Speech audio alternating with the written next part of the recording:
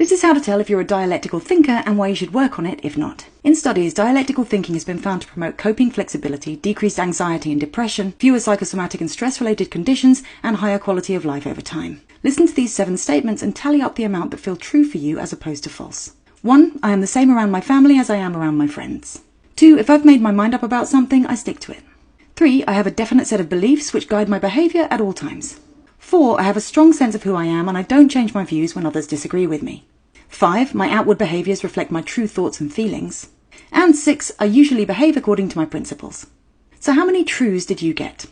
Those statements are from the dialectical self scale, but I have something to admit, they're the reverse options.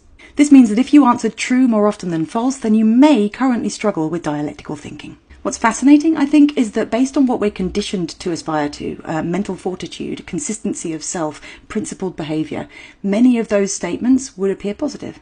In case you want to know the statements that would be true of dialectical thinking, pause to read the rest of the scale. So in a nutshell, you're a dialectical thinker if you believe that everything's always changing, that contradictions can coexist in harmony, and that meaning is to be found in the bigger picture.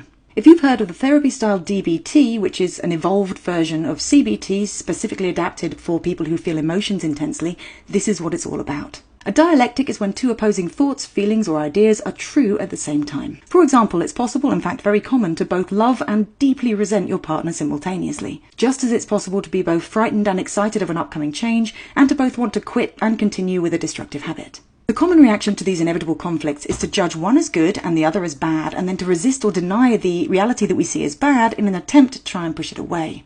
This doesn't work though, and it can lead to high levels of stress, anxiety, and other general discomfort.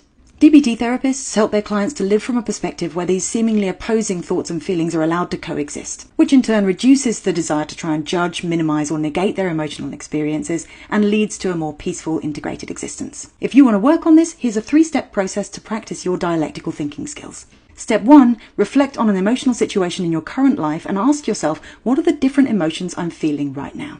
Step 2, adopt a curious stance and ask yourself why it might make sense for you to feel what you're feeling, including and especially the emotions that you might be judging as bad or wrong. And finally, get curious about the messages sent by these emotions.